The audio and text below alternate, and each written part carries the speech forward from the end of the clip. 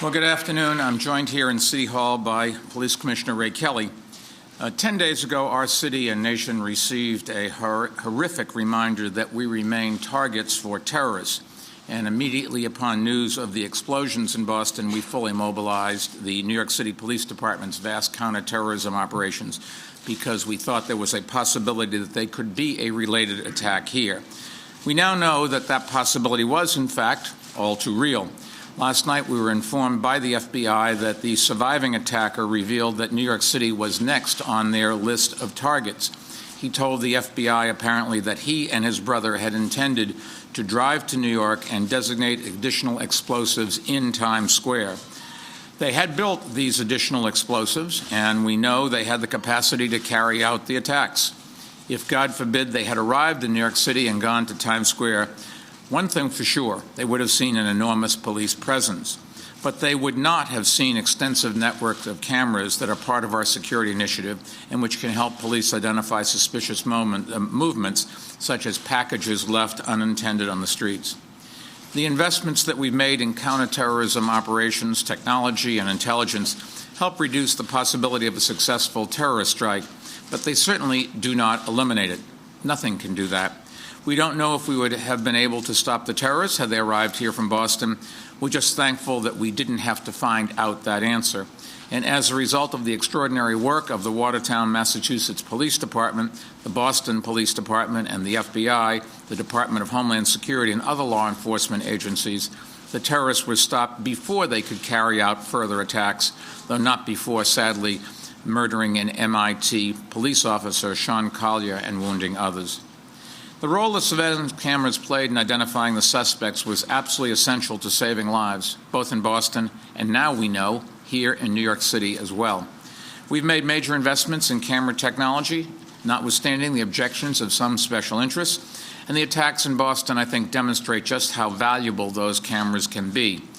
We've been able to make these investments and many others with the support from the federal government, and I did want to thank Homeland Security Secretary Janet Napolitano and President Obama for recognizing that Homeland Security funding should be based on threat and threat alone, not pork barrel politics.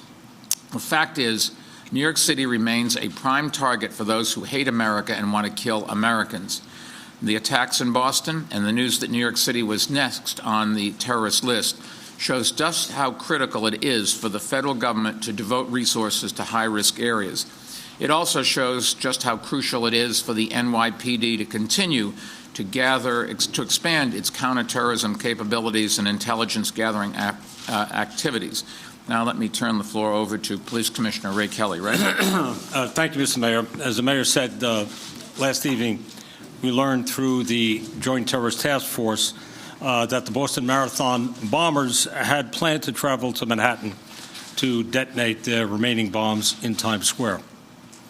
Dzhokhar Tsarnaev, the terrorist suspect who was captured alive, initially told investigators that he and his brother decided after the Boston bombings that they would go to New York City to party. However, a subsequent questioning of Dzhokhar revealed that he and his brother decided spontaneously on Times Square as a target. They would drive to Times Square that same night.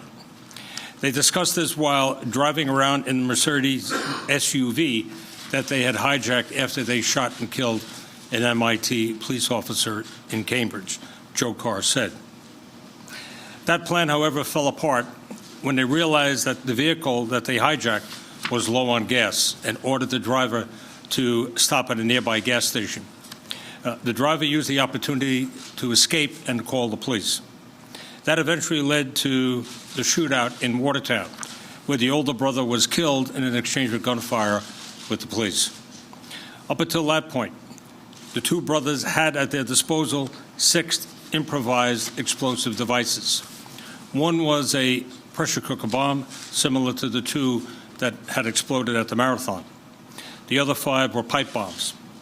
We know that Dzhokhar was photographed in Times Square with friends on or before April 18th of 2012, and that he was in the city again in November of 2012.